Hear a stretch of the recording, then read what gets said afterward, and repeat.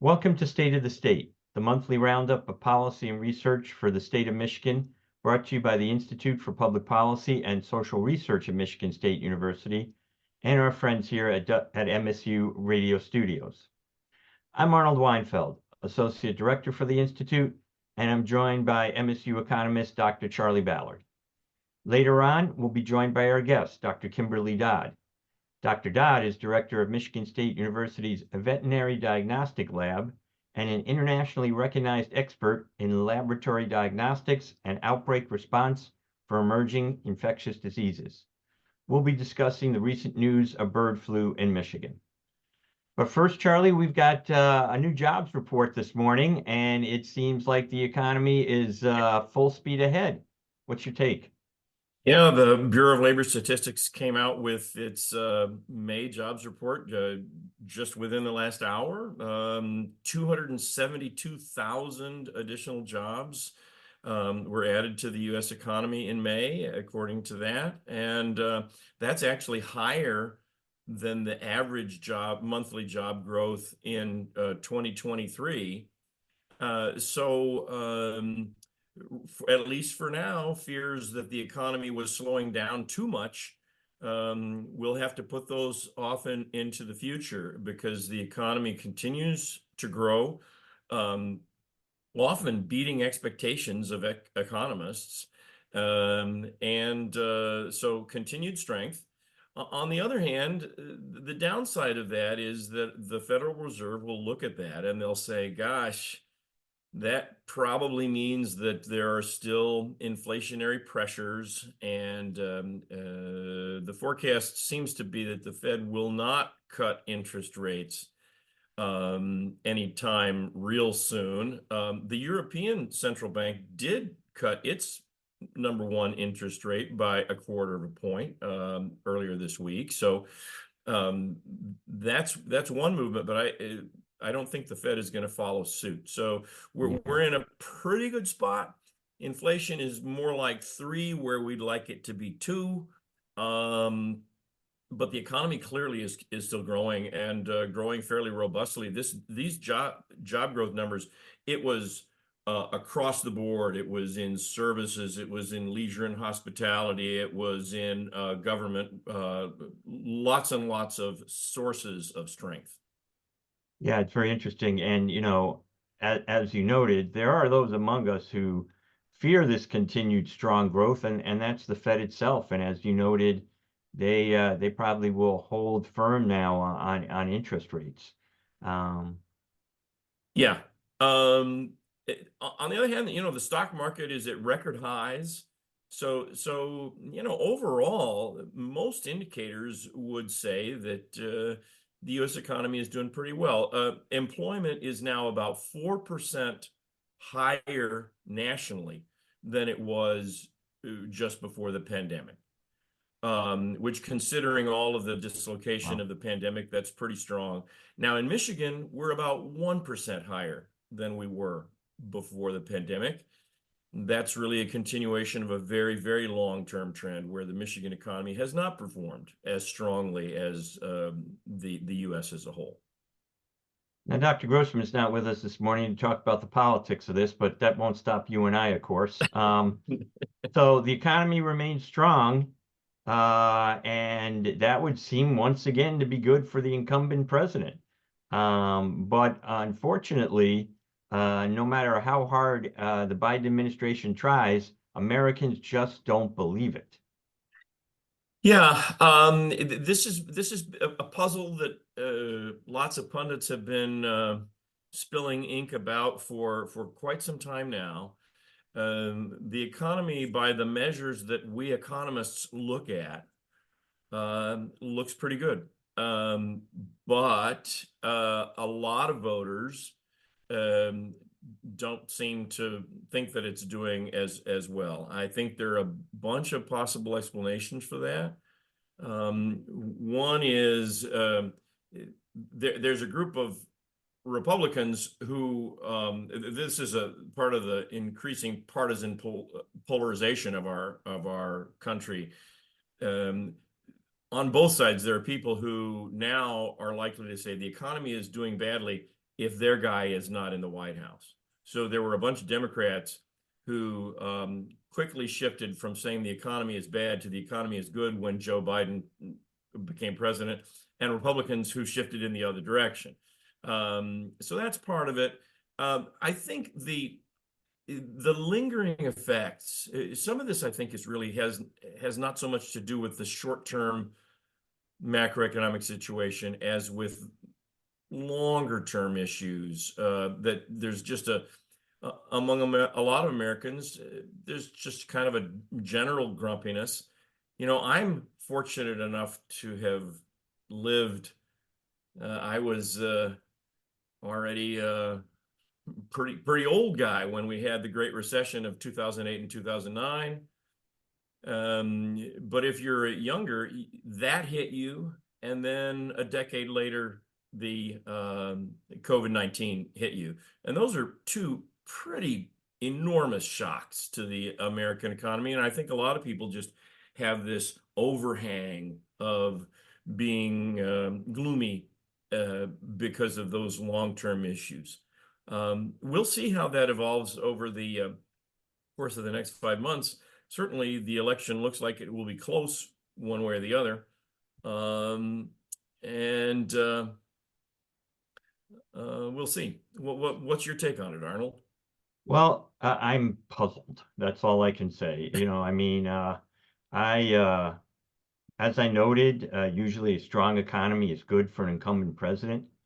Um, and when we talk about the American economy, especially since COVID, this administration poured a lot of relief money into states and localities and people's pockets during COVID.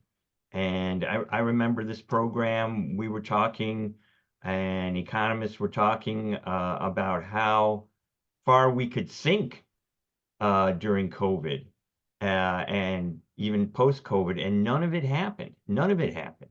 And that's largely, I think, and you can tell me if I'm wrong, that's largely because of the infusion of federal dollars into the economy.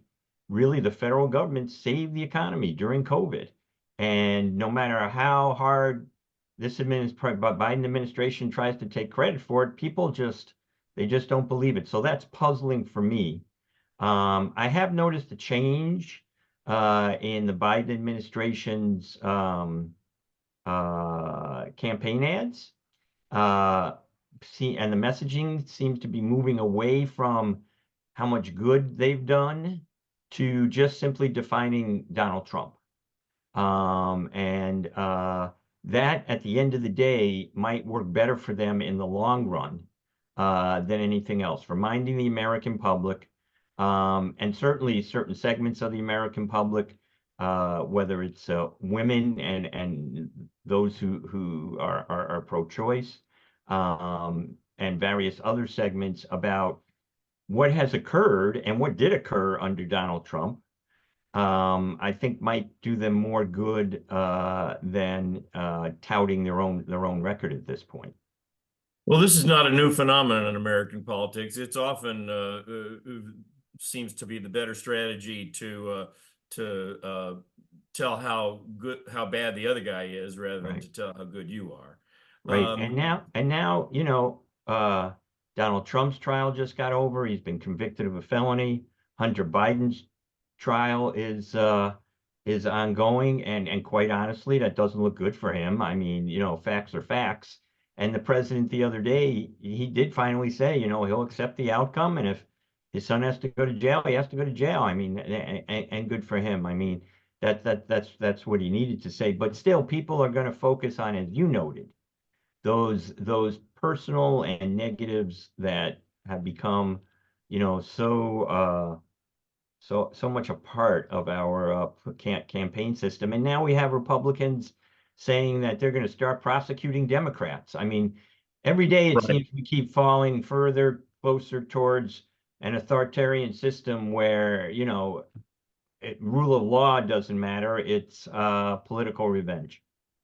The partisan polarization, the rhetoric especially associated with it, seems just to be getting nastier and nastier. Just when you think it can't get any nastier, It does. I saw recently that Senator Marco Rubio, a Republican of Florida, who would like to be the vice presidential nominee, I think, he wrote on X that President Biden was, quote, a demented man propped up by wicked and deranged people, which is Wow, that's the kind of that's rhetoric that I don't disappointing. remember uh, Yeah, from. very disappointing. I used to have, I used to think Senator Rubio was uh, someone of someone who listened. One might not agree with his policies, but I thought he had more respect for the system than even he seems to have now. So that's disappointing. Yeah, Although we did it'll. have a New York Times report the other day, based on various interviews with Democrats and Republicans that talked about the president's state of mind, and he's 82 years old. He's not going to be as sharp as he was when he was 72 or 62. Neither are any of us. Um, so, that's something that's going to be a part of this campaign. We have an early debate coming up, right? Yes, June. in just 3 weeks. Yeah, that might be a defining moment already in this campaign at the end of June. Oh, I think it very possibly will be a defining moment. The first televised debate back in 1960 was one that really turned the tide of that election, and John Kennedy eventually defeated Richard Nixon because he did was perceived as having done better in that televised debate. I think Indeed. Right. in what and that was a very, very close election. And this is likely to be another very, very close election, and thus the debates, I think, could play an important role. And let's turn our attention back to Michigan for a second. It looks like, are going to be the center of national politics. Hotly contested U.S. Senate race to replace Debbie Stabenow. We have two of what keep reading are the top five congressional races. One to replace Alyssa Slotkin here in mid-Michigan, and one to replace Dan Kildee up in the Saginaw and Flint area. Both of those congressional seats will be hotly contested. And Michigan will play probably a larger role in this election than it has even in recent elections, which hasn't been a small role either. What's your take on that? Well, Michigan is a fairly purple state. Donald Trump won Michigan very narrowly in 2016. Joe Biden won Michigan, reasonably close, but not quite so narrow in 2020. And that means that because of the way that the Electoral College works, every state is important. And for a very long time, people have identified Pennsylvania, Wisconsin, Michigan, Nevada, Georgia, Arizona. Those are the ones where apparently this presidential election will be won and lost. And so I think for better or worse, we can expect lots of visits from prominent Democrats and Republicans Yeah. in the next 5 months. I think that's very true. And I do hope that we do get a break this summer, even after the debate on the 29th, although I'm sure they'll make news of that for at least a few weeks and people can get out and about. But while they get out and about this summer, there's a bit of concern over a new, I don't know if we call it a disease. I'm sure Dr. Dodd will correct me on that. But bird flu has once again reared its head. We've heard of this before, but now it seems to be passing along from animal to human. We've had two cases in the state of Michigan, although I will say, and I'd certainly like Dr. Dodd to comment on this, is that it doesn't seem to be, it seems to be just another flu. If people get the right medication at the right time, they'll be fine. And with that, I guess I'd like to now welcome Dr. Dodd. As I noted, Dr. Dodd is director of MSU's Veterinary Diagnostic Lab, an internationally recognized expert in laboratory diagnostics and outbreak response for emerging infectious diseases.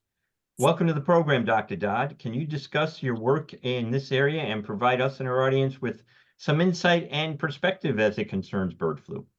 Absolutely. Good morning. Thank you so much for the invitation to be here with you today. As you noted, my laboratory, the Michigan State University Veterinary Diagnostic Laboratory, is the official state animal health disease laboratory. So we're the only lab in the state that is approved to provide testing for high-path avian influenza in any animal species. But before I get into too much detail about what we're doing in the outbreak, let's take a step back maybe and talk about bird flu as a whole. So when we talk about influenza viruses, we talk about, in humans, we see our seasonal influenza. There's avian influenza in bird species. There's canine influenza, equine influenza. So generally, influenza viruses sort of stick with their home species. Now, avian influenza viruses are constantly circulating in our wild birds, especially migratory waterfowl. Now, it doesn't cause disease in those species most often. And so, while we maintain surveillance to get an understanding of what strains are circulating at any point in time, it's not really a concern for our poultry industry. But every once in a while, when wild birds come into contact with domestic poultry, the virus can move from wild birds to domestic poultry. When that happens and we see the virus is then classified as either low pathogenic or highly pathogenic based on the level of illness and death that it causes in the poultry species. So in March of 2022, we saw the start of a high-path avian influenza outbreak in domestic poultry in the US. Now, again, the highly pathogenic portion of this refers just to its behavior in domestic poultry. And over the course of the last 2 years, we have seen tens of millions of birds affected by this virus. Most recently in Michigan in 2024, we've had significant outbreaks in some of our commercial poultry flocks.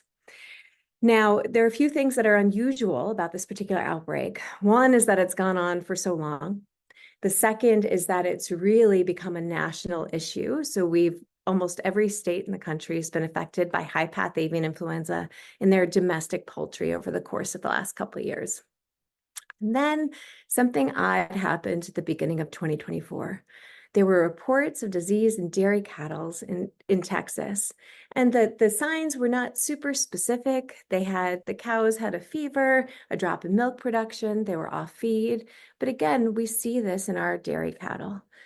Testing was performed by several laboratories, and they looked for all the most common causes of this and ruled them all out.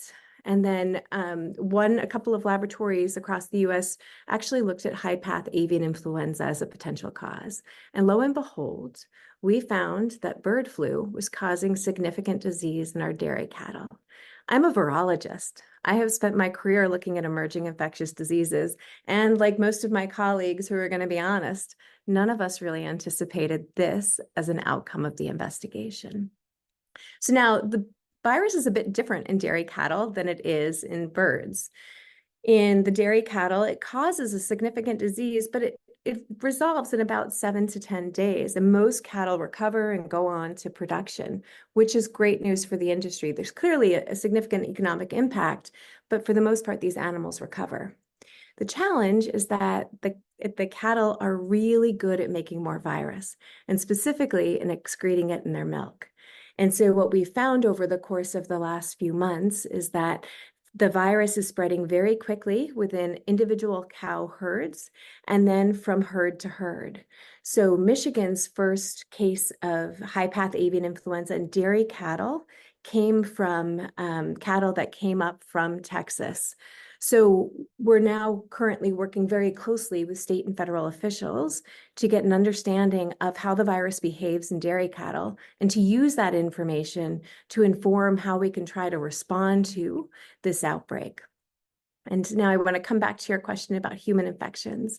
So as I mentioned, in dairy cattle, while we see disease that generally resolves over time, the cattle do produce a large amount of virus. And so we have seen three people who have worked closely with dairy cattle, one in Texas and two in Michigan, that did develop some clinical signs associated with high-path avian influenza infection. It's important to note that in all three cases, these were relatively minor clinical signs, relatively mild clinical signs. And one of the reasons I think, if we take a step back and look at the national picture, we see that Michigan actually has the largest number of positive dairy herds in the country, and we have the 2 detections in humans. But I think that's actually something that we need to recognize and celebrate, because it means our surveillance systems are working. Both our public health folks who are monitoring animal caretakers who are in contact with infected animals, as well as our Department of Agriculture and USDA, who are working really closely with our laboratory to test suspect animals, that we're really able to detect this virus quickly.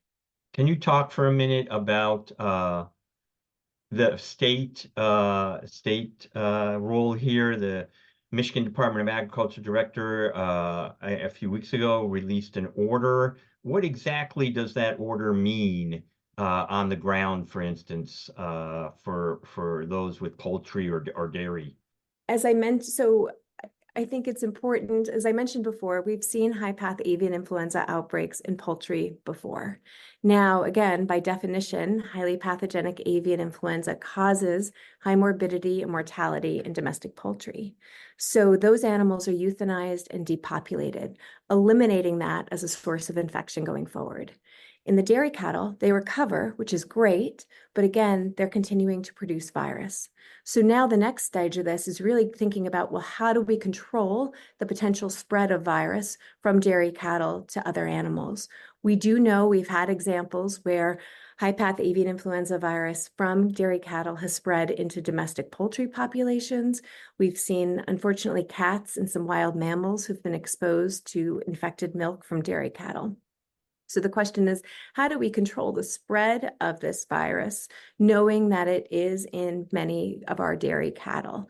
And so there's a federal order in place to prevent movement of lactating dairy cattle across state lines with that requires a negative test result before they can move across state lines. Similarly, measures are being put in place in Michigan to reduce the risk of transporting infected animals across the state, and to reduce the potential interaction of infected animals with non-infected animals as we try to get our arms around this ongoing outbreak. Now, you mentioned something in your remarks that I have to ask about, because it's one of the concerns that came up early when reports of the outbreak were noted, and that's milk. Yeah. And so what can you tell us about, the safety of our milk supply in this situation? So we know, as I mentioned, we know that in dairy cattle, they're producing a lot of virus, and we're finding it primarily in the milk. The good news is that pasteurization kills the virus. And I think it's important to remember that we've been relying on pasteurization for a century to do exactly what it's doing now, is to kill any viruses or bacteria that may be in the milk supply to keep the milk supply safe. There have been several studies performed by federal agencies in the last few months to confirm that even at high levels, pasteurization kills the kills influenza virus, which it does. So the milk supply and any pasteurized milk remains safe. That's very good news. Thank you for making that clear. So, Dr. Dodd, it sounds to me like I shouldn't be too worried that I'm going to get sick with avian flu anytime soon. I mean, it's obviously a concern. It's a concern in the bovine population, but the number of human cases is very small. And am I correct? Are there any cases of human-to-human transmission of this? No, there's no indication of human-to-human transmission at this time. And again, the individuals who have become infected have been in very close contact with large numbers of infected animals. So the risk to public health, to the general public, remains low. That said, the longer the virus continues to replicate and circulate, the more opportunity it has to develop mutations. Those mutations could change its ability to spread to additional species, including to humans, which means that every single one of the samples that we've tested here at the MSU Veterinary Diagnostic Laboratory, and we have tested thousands, every single positive test result or every single positive sample goes to USDA for sequencing and analysis. Whether it is a crow, a cat, a cow, or a chicken, that sample is fully analyzed to look for any changes in the virus that could raise that risk of transmission. That said, we all actually have an important role to play in controlling this outbreak. And that is, we do know that since it's such an infectious virus, that we run the risk if we happen to interact with dairy cattle. You know, if you happen to live next door to a dairy farm, for example, and interacting with those cattle and then going around and interacting with other dairy cattle, there's a potential to be able to carry the virus just by contamination on your clothes or shoes. So really sort of eliminating interaction with animals outside your normal daily household is really something we can all do to be thoughtful about this outbreak. Summertime, county fairs, petting zoos. People are out and about at the county fair. They're looking at the cattle. They're going through the cattle barns, the cow barns. Not to put you on the spot, but what would your advice be? I think we're going to see for county fairs, there will be additional restrictions in place regarding the presence of susceptible animals. I get the feeling that this won't be the last time that we are worrying about some Yeah. pathogen. Right. I'm afraid I'm sure you're right. I think that's almost I believe in the general public that's even accepted knowledge right now that there will be other pathogens. Which opens a opportunity for me to plug the value of veterinary diagnostic laboratories. Our lab is one of 63 across the country that is part of the National Animal Health Laboratory Network, which serves as the first line of defense in the case of an incursion of a high consequence animal disease or the emergence of some new disease event, like we're seeing now with high path avian influenza. And what is really, I think, an important future role for veterinary diagnostic laboratories, even more than we have done in the past, is to be able to leverage new laboratory capabilities and things like artificial intelligence to allow us to really be able to be the first to detect emerging viruses in our animal species that can pose a potential risk to our to humans and to other animals. And so, you know, I think I'm very proud of the work we do here in Michigan and our collaborations with laboratories across the country, really tackling ways to come up with unique, leading edge ways to rapidly detect and identify new infectious diseases, whether they're a problem for our companion animals, our production animals, or for public health. Great information to hopefully assuage our public, calm them, make sure that we're on top of this, that there's a national network. Michigan State is a leader in this field, especially in our own state. And once again, showing that the value of this university to the state and the country as a whole. I want to thank you, Dr. Dodd, very much for being with us and for your work. Very, very important work in this day and age, and very pleased to have you running this lab. Everyone, please do enjoy your summer. We'll be back in September. We'll be taking the summer off as well here at our podcast, and we will be back in September. I want to thank Russ White and the staff here at MSU Studios for their continued support of this program. Join us again on State of the State.